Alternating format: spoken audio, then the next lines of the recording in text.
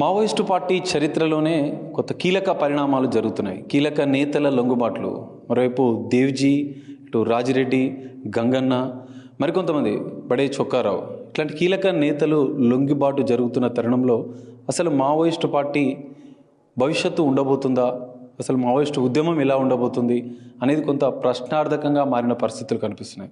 So ఈ అంశానికి సంబంధించి మనతో మాట్లాడేందుకు ప్రొఫెసర్ కాసిం సార్ ఉన్నారు. ఒకసారి వారితో మాట్లాడదాం. ఎందుకంటే ఇప్పటికే మావోయిస్టు పార్టీకి సంబంధించినటువంటి ఉద్యమం ఉంటుందా ఉండదా అనేది కొన్ని ప్రశ్నలు వినిపిస్తున్నాయి. సార్ మీరు ఏం చెప్తారు దీనికి సంబంధించి? సాధారణంగా మావోయిస్టు పార్టీ ఏ సమస్యలను పరిష్కరించడం కోసం ఏర్పడిందో ఆ సమస్యలు పరిష్కరించబడనంత కాలం ఆ ఆలోచన విధానం ఖచ్చితంగా సమాజంలో జీవించి ఉంటుంది.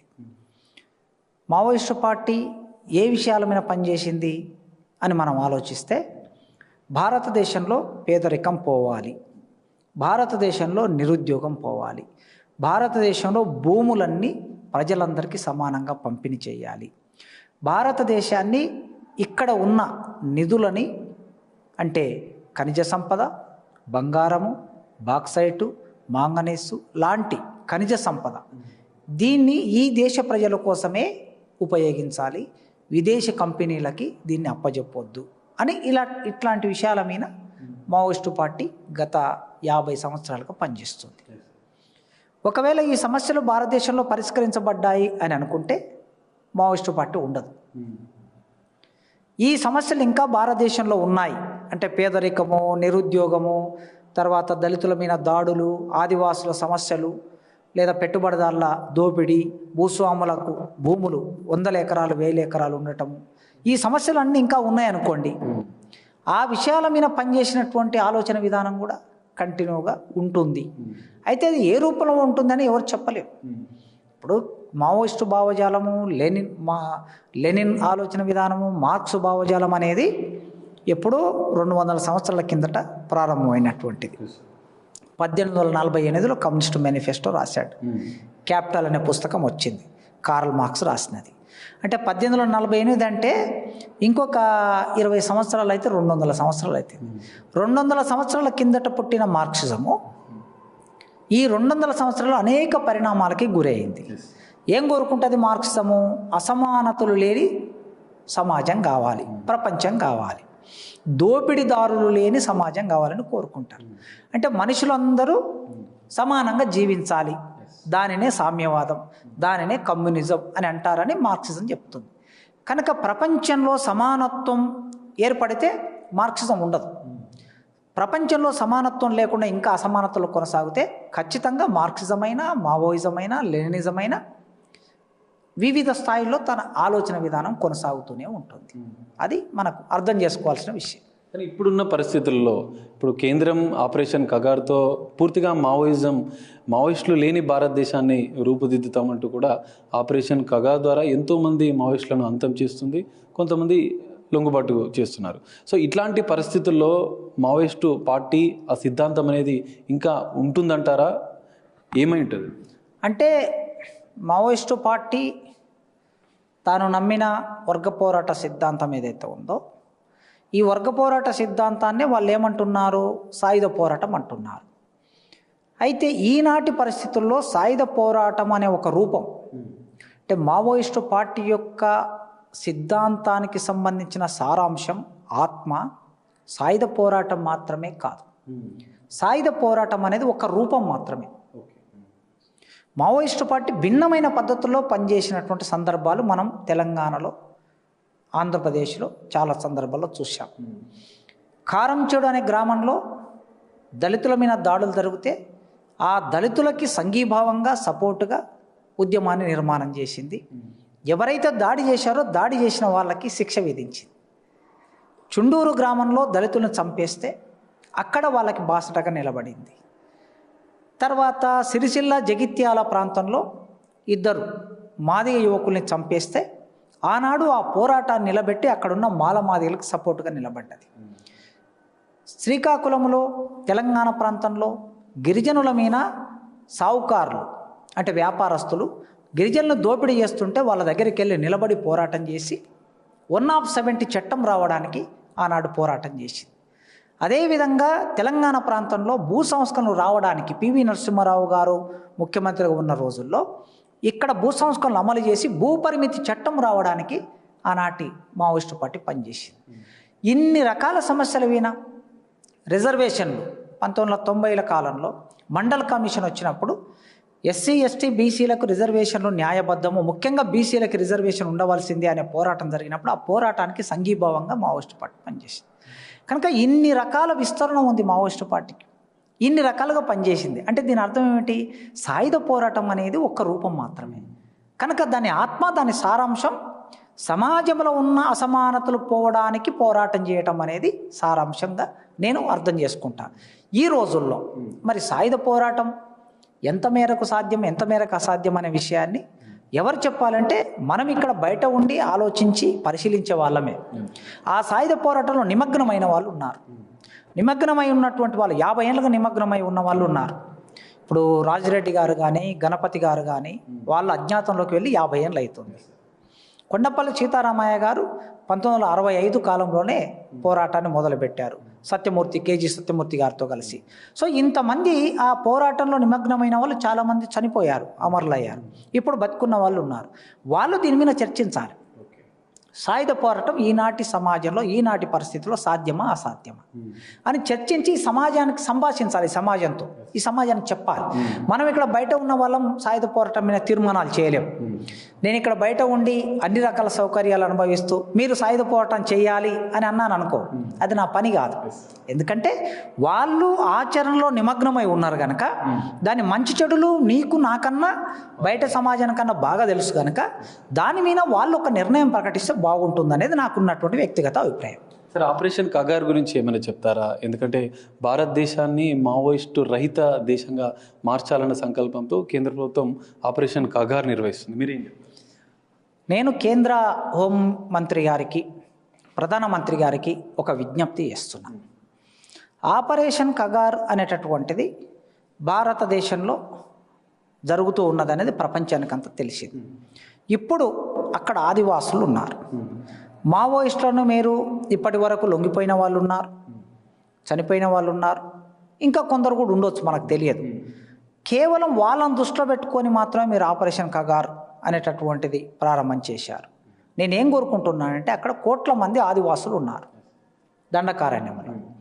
ఒరిస్సా, జార్ఖండ్, ఛత్తీస్గఢ్, బీహార్, ఉత్తరప్రదేశ్, మధ్యప్రదేశ్ ఇట్లా ఈ రాష్ట్రాలను ఆనుకొని ఉన్నటువంటి అడవులు దండకారణ్యం. ఇక్కడ కోట్ల మంది ఆదివాసులు ఉన్నారు. ఆదివాసుల జీవితాలని బాగు చేయండి. నేను ప్రధానమంత్రి గారికి విజ్ఞప్తి చేస్తున్నా. ఆదివాసుల జీవితాలు బాగు కావాలంటే ఏం కావాలి?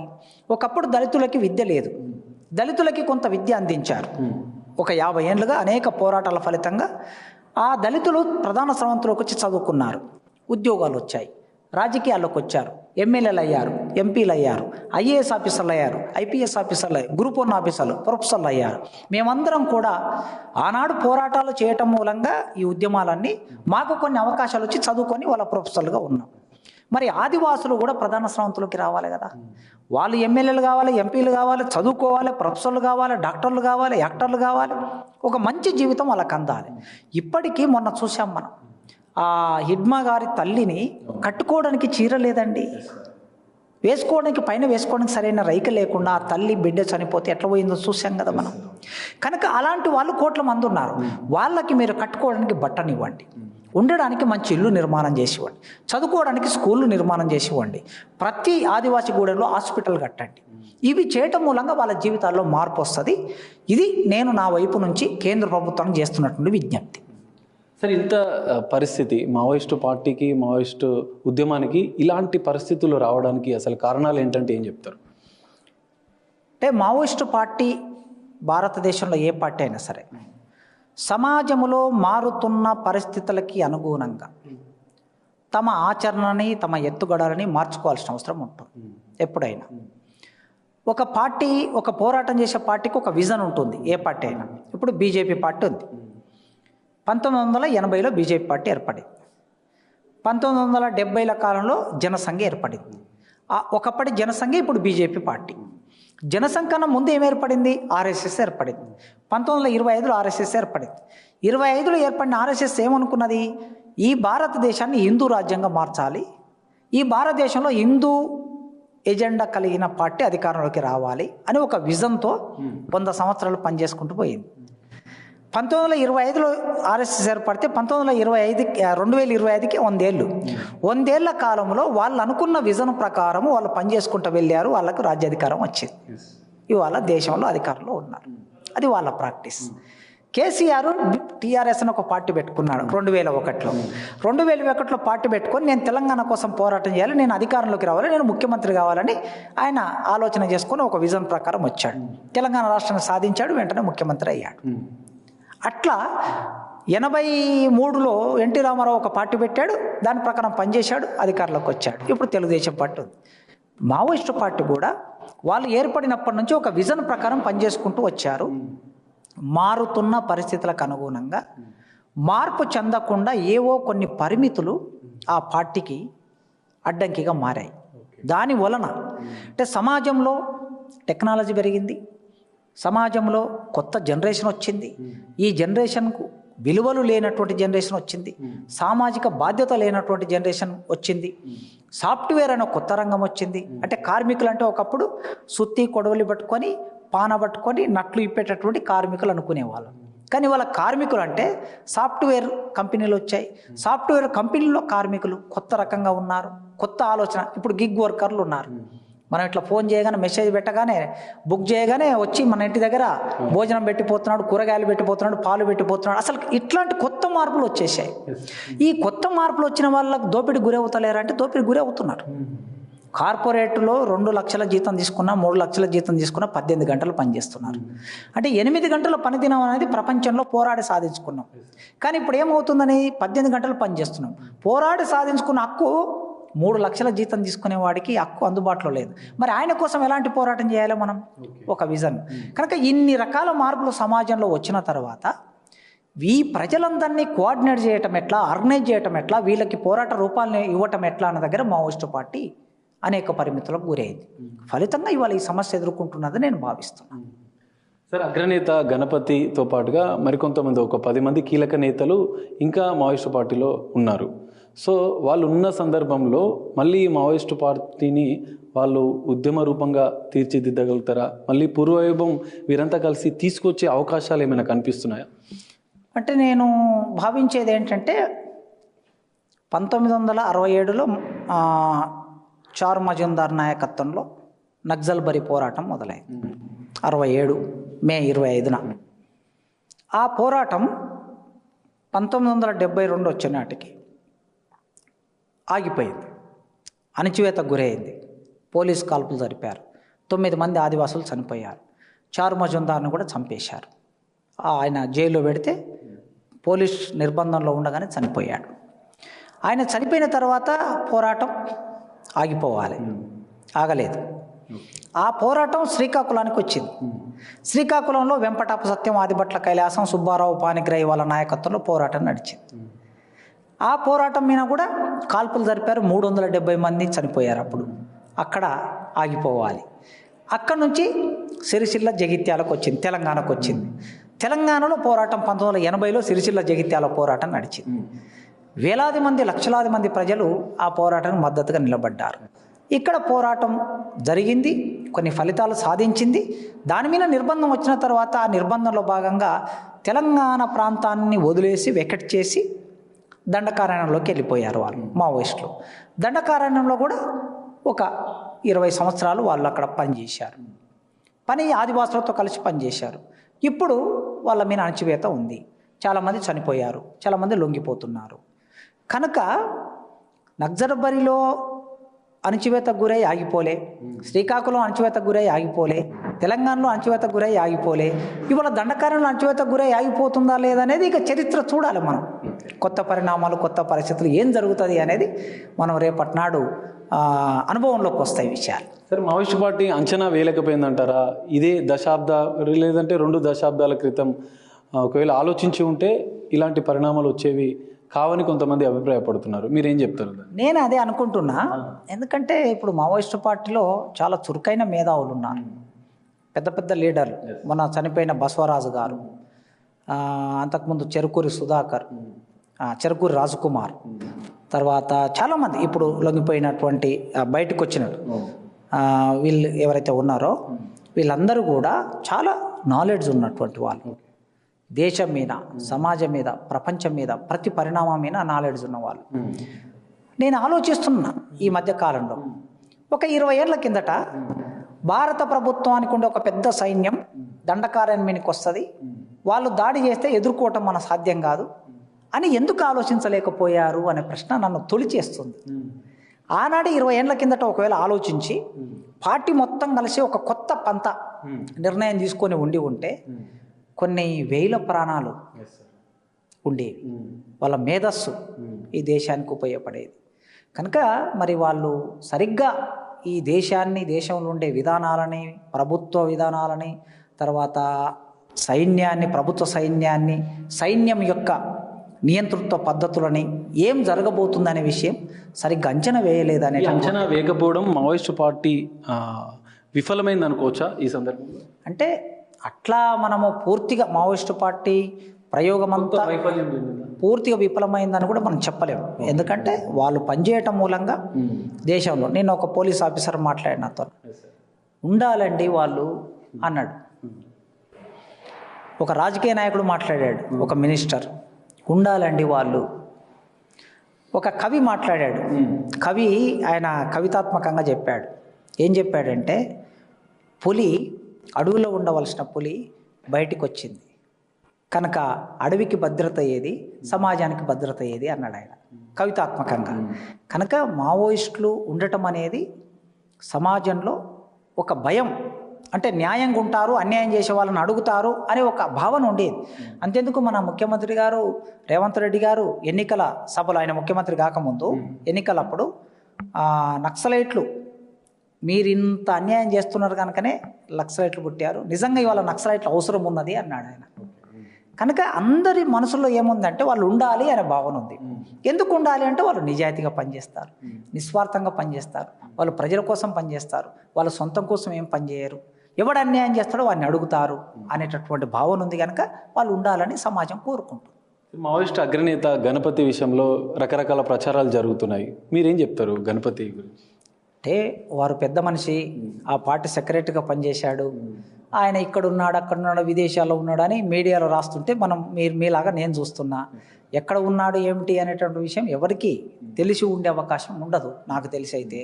ఎందుకంటే అది రహస్య పార్టీ నాయకుడు కనుక ఆయన విషయం మనకు ఎవరికి అర్థం కాని విషయం. ఇక్కడ డీజీపీ కామెంట్ చేస్తూ ఏమంటున్నారంటే, తెలంగాణలోనే మావోయిస్టు పార్టీ పుట్టింది, సో ఇప్పుడు తెలంగాణలోనే మావోయిస్టు పార్టీ అంతమవుతుంది అన్నట్లుగా మాట్లాడారు. ఈ కామెంట్స్ని మీరు ఏం చేస్తారు? నిజమే, మావోయిస్టు పార్టీ తెలంగాణలో పుట్టింది అని పూర్తిగా చెప్పలేము. అయితే తెలంగాణ మొదటి నుంచి ఒక బలమైన వేదికగా ఉంది. ఎందుకు అంటే నిజాంకు వ్యతిరేకంగా జరిగిన పోరాటం 1946 నుంచి 50 వరకు జరిగిన పోరాటం కమ్యూనిస్టు నాయకత్వంలో జరిగింది. అది సాయుధ పోరాటం. ఆనాడు మన రైతులు సాయుధంగా తిరుగుబాటు చేశారు. సాయుధంగా తిరుగుబాటు చేసే ఒక చరిత్ర తెలంగాణకు ఉంది. అందుకోసమే ఆ చరిత్ర కంటిన్యూగా 1960, 70 వచ్చే నాటికి ఇక్కడ మళ్ళీ మొదలైంది. 50, 52లో ఆగిపోయింది. మళ్ళీ 70 అంటే ఒక 20 సంవత్సరాలు వచ్చినట్టుకి మళ్ళీ నక్సలైట్ పోరాటం మొదలైంది. ఆ నక్సలైట్ పోరాటం అట్లా మొదలైంది కనుక డీజీపీ గారు తెలంగాణ నాయకత్వం కూడా, ఇప్పుడు చూడండి గణపతి గారు, రాజిరెడ్డి గారు, దేవుజీ గారు, ఇంకా గతంలో చనిపోయినటువంటి చాలామంది కూడా తెలంగాణ ప్రాంతం నుంచి వెళ్ళిన వాళ్ళే. మొత్తం దేశం అంతా పార్టీని విస్తరించిన వాళ్ళే. ఒక ఆంధ్ర ప్రాంతం నుంచి కొద్దిమంది ప్రముఖ నాయకులు కనిపిస్తారు మనకి. మొన్న చనిపోయిన బసవరాజు గారు, తర్వాత రాజ్కుమార్ గారు, తర్వాత మొదట కొండపల్లి సీతారామయ్య గారు, తర్వాత కేజీ సత్యమూర్తి గారు, ఇట్లా కొందరు కనిపిస్తారు. కానీ తెలంగాణ నుంచి పోయిన వాళ్ళు సెంట్రల్ కమిటీలో 12 మంది ఉండేవాళ్ళు. కనుక తెలంగాణ ప్రముఖం అనుకుంటారు. మరి ఇప్పుడు తెలంగాణలో ఉన్న వాళ్ళందరూ చనిపోవటమో లేదా బయటికి రావటమో జరిగింది కనుక వారు ఆ కామెంట్ చేసి ఉంటారు. అయితే నేను మొదలు చెప్పిన ఆన్సరే మళ్ళా, ఏ రాష్ట్రమైనా కేంద్రమైనా ఎక్కడైనా ఫస్ట్ మావోయిస్టులు దేనికోసం పోరాటం చేశారో దాన్ని మీరు నిర్మూలిస్తే సమస్యలు నిర్మూలిస్తే ఆ పార్టీ అవసరమే ఉండదు కదా. అందుకే ప్రభుత్వాలకి నేను విజ్ఞప్తి చేస్తున్నా, కేంద్ర రాష్ట్ర ప్రభుత్వాలు, పేదరికాన్ని నిర్మూలించండి, నిరుద్యోగాన్ని నిర్మూలించండి, దోపిడిని నిర్మూలించండి, భూములు అందరికీ సమానంగా పంచండి, ప్రతి ఒక్కరికి చేసుకోవడానికి పని కల్పించండి, అంటే ఉద్యోగం ఇవ్వండి. మావోయిస్టు పార్టీ ఎందుకు అవసరం వస్తుంది? ఉండదు ఇక మావోయిస్టు పార్టీ. కనుక ఇప్పుడు ప్రభుత్వాలు వీటి మీద కేంద్రీకరించాలని నేను కోరుకుంటున్నాను. సార్, ఇక్కడ రాజిరెడ్డి గారు 46 ఏళ్ళ, దాదాపు 4.5 దశాబ్దాల కాలం పాటు మావోయిస్టు పార్టీలో పనిచేశారు, కీలక నేతగా ఉన్నారు. సో స్వయంగా వారు మీకు బంధువులు. సో అతను బయటికి రావడం మీకు యాజ్ ఎ కుటుంబ సభ్యులుగా మీకు ఎట్లా అనిపిస్తుంది? అయితే మామూలుగా అయితే రాజిరెడ్డి గారు వారి స్వభావరీత్యా వారు ప్రభుత్వం దగ్గరికి వచ్చే మనిషి కాదు నాకు తెలిసి. ఎందుకు కాదు అనేది నేను ఉదాహరణ చెప్తాను మీకు. 2007లో కేరళ రాష్ట్రంలో ఎర్నాకుళం జిల్లాలో అరెస్ట్ అయ్యారు. అరెస్ట్ అయితే వారిని తీసుకొచ్చి ఇక్కడ చర్లపల్లి జైల్లో పెట్టారు. అప్పుడు మేము ములాఖాతు పెట్టి నేను నా భార్య వెళ్ళి కలిశాం. వాళ్ళు ఒక 3 సంవత్సరాలు ఇక్కడ జైల్లో ఉన్నారు, 2.5 సంవత్సరాలు జైల్లో ఉన్నారు. బెయిల్స్ వచ్చాయి, అన్ని బెయిల్స్ ఒక 10-15 బెయిల్స్ వచ్చాయి. వచ్చిన తర్వాత మేము అడిగాం, వారి ఫ్రెండ్ అప్పుడు గోనె ప్రకాష్ రావు గారు ప్రముఖ కాంగ్రెస్ నాయకుడు, ఆయన కూడా అడిగాడు, అన్నా ఇంకా ఈ వయసులో, అప్పటికే ఆయనకు 62 ఏళ్ళు, ఈ వయసులో నువ్వు ఎక్కడ పోతావన్నా ఇక్కడనే ఉండిపో, పిల్లలతో, ఇప్పుడు భార్య, మీ బిడ్డ, అల్లుడు ఉన్నారు, మనమరాలు ఉన్నది, ఇక్కడనే ఉండిపో అన్నాడు. మేము కూడా అడిగాం విశ్రాంతి తీసుకోండి అని, కానీ ఆయన మాకు చెప్పా పెట్టకుండా మళ్ళీ లోపలికి వెళ్ళిపోయాడు. ఆయన ఒకవేళ బయటనే ఉండాలనుకున్న నాయకుడు అయితే అప్పుడే ఉండిపోవాలి. ఎందుకంటే జైల్లో అరెస్ట్ అయిన చాలామంది బయట ఉండిపోయారు. మావోయిస్టు పార్టీ కేంద్ర కమిటీ నాయకులు చాలామంది అరెస్ట్ అయిన తర్వాత విడుదలై ఇక్కడనే ఉండిపోయారు. కానీ ఆయన ఉండలే, వెళ్ళిపోయాడు. ఆ వయసులో, ఇప్పుడు 30 ఏళ్ళ వయసులో వెళ్ళిపోయినట్టు మనం అర్థం చేసుకోవచ్చు. కానీ ఆయన 62 ఏళ్ళ వయసులో వెళ్ళిపోయాడు. అందుకే ఆయన అంత ఈజీగా బయటకు వచ్చే మనిషి కాదు, ప్రభుత్వం దగ్గరికి వచ్చే మనిషి కాదు. ఏం జరిగింది ఇప్పుడు ఆయన రావడానికి అనేది ఆయన రేపు మాట్లాడితేనే వాస్తవాలు మీకైనా నాకైనా తెలుస్తాయి. ఇప్పుడు ఆయన బయటకు వచ్చాడు, మొన్న ప్రకటించినప్పుడు కూడా నేను సరెండర్ అయిన విషయం చెప్పలేదు ఆయన ఎక్కడ కూడా. ప్రభుత్వం చెప్పింది, ఆయన ఏం మాట్లాడలేదు. అందుకోసమే ఏం పరిమితుల్లోనే మాకు తెలియదు, రేపు ఆయన మాట్లాడితే వాస్తవాలు మనకు తెలుస్తాయి. ఎనీవే వచ్చారు, ఇప్పుడు ఉన్నారు. కుటుంబానికి నా భార్య, నా సహచరురాలు స్నేహలత 1978లో పుట్టింది. ఆయన అప్పటికే అజ్ఞాతంలో ఉన్నాడు, ఈమె పుట్టినాటికి అజ్ఞాతంలో ఉన్నాడు. ఓకే, ఆయన భార్య స్వయంగా మేనమామ కూతురు, ఆమె పేరు రత్తక్క, అంటే మా అత్తమ్మ. మా భార్య వాళ్ళ తల్లి పేరు రత్తక్క. మేన మరదలు చేసుకున్నాడు. చేసుకొని పాప పుట్టగానే నీవు కూడా లోపలికి వచ్చాయని ఆమెను కూడా లోపలికి తీసుకుపోయాను. భార్యను లోపలికి తీసుకెళ్ళిన తర్వాత ఆమె ఎన్కౌంటర్లో 1998లో ఎన్కౌంటర్లో చనిపోయింది. అంటే నా సహచరికి స్నేహలతకి తల్లి తండ్రి ఆప్యాయత ప్రేమ దక్కలే. ఇప్పుడు నా భార్య 78 అంటే ఇప్పుడు 48 ఏళ్ళ వరకు వచ్చింది. ఇంత ఏజీలో తల్లి తండ్రి ఆప్యాయత లేకుండా ఉన్నటువంటి బిడ్డ ఆమె. అఫ్కోర్స్ చాలామంది బయట తల్లిదండ్రులు లేని అనాథలు కూడా చాలామంది ఉంటారు. అనాథలు కనుక వాళ్ళు మేము అనాథలు అనుకుంటాం, కానీ ఉండి కూడా ఈమె వాళ్ళ ప్రేమను పొందలేకపోయింది, తల్లిపాలు తాగలేకపోయింది. కొన్నాళ్ళు వాళ్ళ చిన్నాన్న దగ్గర, కొన్నాళ్ళు వాళ్ళ మేనమామల దగ్గర, కొన్నాళ్ళు నెల్లూరులో మిత్రుల దగ్గర, గుంటూరులో మిత్రుల దగ్గర, హైదరాబాద్లో ఎక్కడెక్కడో. అసలు మనకు ఎవరికి అట్లాంటి లైఫ్ రాకూడదు. అట్లా ఉండి ఎంత 5 ఏళ్ళ వయసులో 10 ఏళ్ళ వయసులో తెలిసిన వాళ్ళ దగ్గర పెడితే అక్కడ చదువుకుంటూ అట్లా పెరుగుతూ హైదరాబాద్కి వచ్చి, కనుక ఈరోజు వారు బయటకు వచ్చారు, వారి బిడ్డ దగ్గరికి వస్తారు. మేడం ఎట్లా ఫీల్ అవుతుంది, మీ సతీమణి ఎట్లా ఫీల్ అవుతుంది? కానీ ఒక 10 సంవత్సరాలుగా ముఖ్యంగా 5 సంవత్సరాలుగా తీవ్రమైనటువంటి మనోవేదన. ఎందుకంటే ఆయన గురించి, రాజిరెడ్డి గారి గురించి ప్రతి 6 నెలలకు ఒకసారి న్యూస్ వస్తుంది. ఒకసారి చనిపోయిండని న్యూస్ వచ్చింది, ఒకసారి పట్టుబడని న్యూస్ వచ్చింది, ఒకసారి అరెస్ట్ అయ్యాడని న్యూస్ వచ్చింది, ఒకసారి బయటకు వచ్చాడని న్యూస్ వచ్చింది. విపరీతంగా ఆయన చుట్టూ వార్తలు వచ్చినప్పుడల్లా పాపం ఆయన భయపడుతూ ఉండేది. ఎక్కడైనా ఎన్కౌంటర్ జరిగితే ఆ ఎన్కౌంటర్లో రాజిరెడ్డి ఉన్నాడని చెప్పి న్యూస్ వస్తూ ఉండేది. అట్లా ఎంత నరకం అది కుటుంబ సభ్యులకి, ముఖ్యంగా బిడ్డగా ఆమెకి అదొక నరకం. అంటే నిద్రలేని రాత్రులు అనుభవించింది ఆమె. మధ్యలోనే మా అర్ధరాత్రి లేచి కూర్చునేది. ఈరోజు ఎన్కౌంటర్ అయిందంటే ఈ ఎన్కౌంటర్లో ఎవరున్నారో, మా నాన్న ఉన్నాడేమో లేచి కూర్చునేది. అంటే అట్లాంటి ఒక నరకం అనుభవించింది ఒక 5 ఏళ్ళుగా విపరీతంగా. కనుక ఈ స్థితిలో తండ్రి 75 ఏళ్ళ వయసున్నా కూడా నా తండ్రి నా కళ్ళ ముందు ఉన్నాడు అని చూసుకునే ఒక సంతోషం ఏ బిడ్డకైనా. కనుక అలాంటి ఒక సంతోషం ఆమెలో మేము చూసాం. మేమందరం సంతోషంగా ఆయన ఓకే ఈ ఏజ్లో వచ్చాడు, ప్రశాంతంగా ఈ ఏజ్లో ఉండాలని మేము కోరుకుంటున్నాం. మీరు వివాహం చేసుకోవడం, మీ వివాహం విషయం రాజిరెడ్డి గారికి తెలుసా? ఆయన హ్యాపీగా ఫీల్ అయ్యారా? అయితే మేము పెళ్లి చేసుకున్న విషయము ఆయనకు తెలియదు, ఎందుకంటే వారు అజ్ఞాతంలో ఉన్నారు కనుక. మేము ఇక్కడ తెలంగాణ స్టూడెంట్ ఫ్రంట్లో పనిచేసేవాళ్ళం. మేమిద్దరం తెలంగాణ ఉద్యమం కోసం పూర్తి కాలం కార్యకర్తలుగా పనిచేసాం. ఆమె రాష్ట్ర కో కన్వీనర్గా పనిచేసింది, నేను రాష్ట్ర కన్వీనర్గా పనిచేశాను.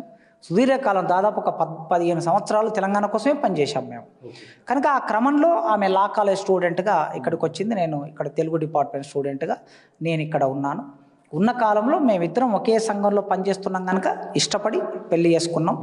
మేము ఇష్టపడి పెళ్లి చేసుకున్న విషయం ఆయనకి తర్వాత ఏమైనా పత్రికలలో అక్కడిక్కడ వస్తే చూసి ఉండవచ్చు, కానీ మేము పెళ్లి చేసుకున్న ఆ రోజు ఆ కాలంలో ఆయనకి తెలియదు. ఇక ఆ తర్వాత ఆయన అరెస్ట్ అయినప్పుడు మేమిద్దరం వెళ్ళి కలిసాం కనుక అట్లా మా పెళ్లి జరిగిన విషయం సంతోషపడ్డాడు ఆయన. ఎందుకంటే ఒకే ఆలోచన విధానం కలిగిన వాళ్ళు పెళ్లి చేసుకోవటం అనేది అర్థం చేసుకోవడానికి ఎక్కువ అవకాశం ఉంటుంది. చూసి చేసే సంబంధాల్లో కొన్ని ఒకరి అభిప్రాయాలు ఒకరికి తెలియకపోవచ్చు కదా. నా అభిప్రాయాలు ఆమెకు తెలుసు, ఆమె అభిప్రాయాలు నాకు తెలుసు కనుక ఇద్దరం ఇష్టపడి పెళ్లి చేసుకున్నాం. పెళ్లి చేసుకున్న తర్వాత వాళ్ళు జైల్లో కలిసినప్పుడు చాలా సంతోషపడ్డాడు. అంత మేరకి ఫైనల్గా మావోయిస్టు పార్టీకి ఒక సూచన చేయాలంటే ఒక మాటలో ఏం చెప్తారు? మావోయిస్టు పార్టీకి ఏం చెప్తానంటే, ఇవాళ ఉన్న సామాజిక పరిస్థితులు, ఆర్థిక పరిస్థితులు, రాజకీయ పరిస్థితులు మీకు అర్థం కానివి కావు. అందరికన్నా ఎక్కువగా మీకే అర్థమవుతాయి. ఎందుకంటే నిస్వార్థంగా మీరు ప్రజల కోసం పనిచేసే వాళ్ళు కనుక ఈనాడు ఉన్న సమాజానికి తగినటువంటి పోరాట రూపాలు ఏముండాలి అనేది మీరు వెంటనే దానికి సంబంధించి నిర్ణయం తీసుకొని ఆ పోరాట రూపాలకు తగినటువంటి పద్ధతుల్లో మీరు పనిచేస్తే ఈ సమాజం బాగుపడుతుంది. ఎందుకంటే సమాజం కోరుకుంటుంది కనుక. అట్లాంటి నిస్వార్థపర జీవులు ఇప్పుడు లేరు కదా. ప్రాణం అన్నిటికన్నా అతి ముఖ్యమైనది అందరికీ ప్రాణమే కదా. మీకైనా నాకైనా ఓ 10 కోట్లు ఇస్తా, నీ ప్రాణాన్ని ఇస్తావంటే ఇస్తామా? మనం ఇవ్వం కదా. అంటే అంత ప్రాణం ముఖ్యమైన దాన్ని తృణప్రాయంగా వదిలేస్తున్నారు వాళ్ళు. అంత త్యాగధనులు ఈ సమాజాన్ని అర్థం చేసుకొని వాళ్ళు బతకాలి, వాళ్ళు జీవించాలి. ప్రభుత్వం కూడా ఆలోచించాలి. పిలవండి వాళ్ళని పిలిచి మాట్లాడండి. మీకు దొరికితే చంపకండి, ఎందుకంటే పోలీసులకి ఖచ్చితంగా దొరుకుతారు వాళ్ళు ఎక్కడైనా సరే. అడవిలోకి పోయినా సరే వీళ్ళు ఒక 1000 మంది 2000 మంది పోలీసులు పోతే వాళ్ళు ఒక 20 మందో 30 మందో 100 మందో ఉంటారు. మీరు మామూలుగా వాళ్ళకి కాళ్ళకో ఇక్కడో అక్కడో కాల్పులు జరిపేసి దొరికిన మనిషిని తీసుకొచ్చి మీరు జైల్లో పెట్టండి చట్టం ప్రకారం వాళ్ళతోన. కానీ మనిషిని, అంత విలువైన మనిషిని చంపొద్దని నేను వేడుకుంటున్నా, కేంద్ర ప్రభుత్వాన్ని కోరుకుంటున్నా.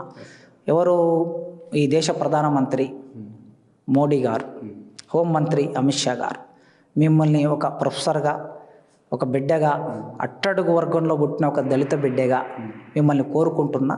ఈ దేశ పౌరుడిగా మీరేంటంటే శాంతి, సహనం, అహింస అనే భావాలు చెప్తున్నారు. హిందూ మతంలో ఉన్నటువంటి శాంతి, సహనం, అహింస లాంటి భావాలు ఏవైతే ఉన్నాయో మీ నమ్ముతున్న విలువల ప్రకారం ఎవరికైనా భిన్నాభిప్రాయాలు ఉండొచ్చు, కానీ మీ విలువల ప్రకారం మనిషిని చంపకూడదు, నిరాయుధంగా పట్టుబడిన మనిషిని చంపకూడదు అనేది ఉన్నది కనుక ఆ మనుషుల్ని మీరు తీసుకొచ్చి జైల్లో పెట్టి చట్టపరంగా శిక్షించండి. కానీ మనుషుల్ని చంపొద్దని నేను వేడుకుంటున్నాను. Thank you sir. Thank you sir. ఇది మావోయిస్టు పార్టీ ప్రస్తుతం ఉన్నటువంటి సమాజంలో ఉన్న సామాజిక రాజకీయ పరిస్థితులకు అనుగుణంగా అప్డేట్ కావాలి. మరోవైపు కేంద్ర ప్రభుత్వం అడవిలో ఉన్నటువంటి బిడ్డలని చంపవద్దు, చట్ట ప్రకారం ఏదైనా ఉంటే వారిని జైల్లో పెట్టాలి అంటున్నారు కాసిం.